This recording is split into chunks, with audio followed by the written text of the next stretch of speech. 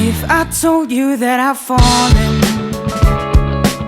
and I like the way you say my name,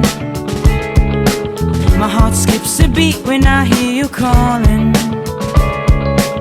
and I like that it won't go away.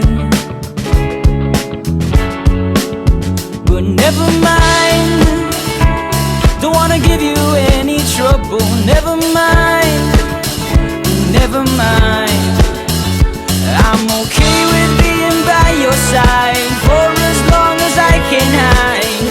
What if I told you that I've fallen?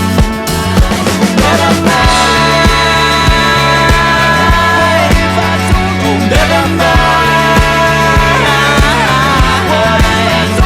never mind, if I told you, never mind, I said never mind. Should I tell you that I've fallen?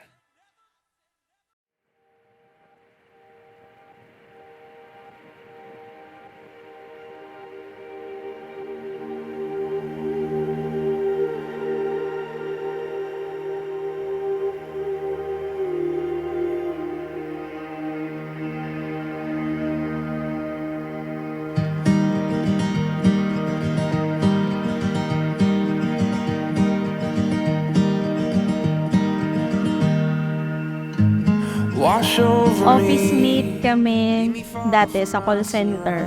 Nakasabay ko lang siya sa training. And then, yun na. Take over me. Yung first date namin sa SM Mega Mall, nanood kami ng sine. That is palabas ni John Lloyd and Beye.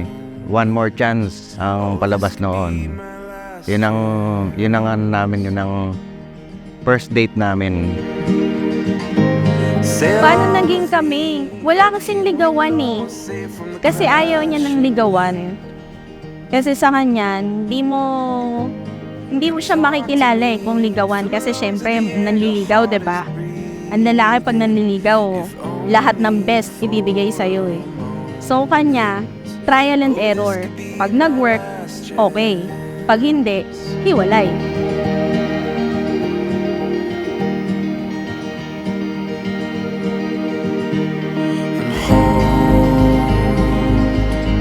In the grip of your arms, far from where I know,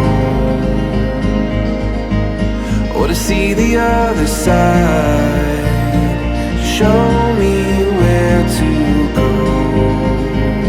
Oh, this could be my last chance.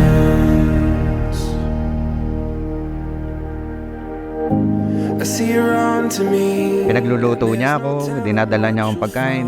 Kahit na malayo siya or malilate siya sa trabaho, lagi niya akong inuuna. Spoiled brat kasi siya eh. So yung adjustment nung magsama kami, medyo mahirap. Kasi syempre, dati anak ko lang inaasikaso ko eh. Ngayon may asawa na akong aasikasuhin.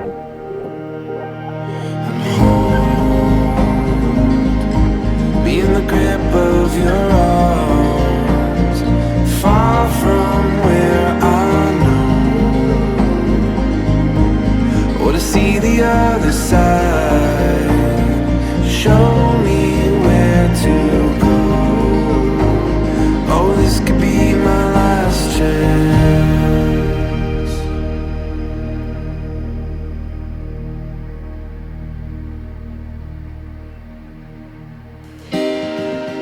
Hi Annie, maraming salamat sa pag-alaga mo sa amin ng anak mo.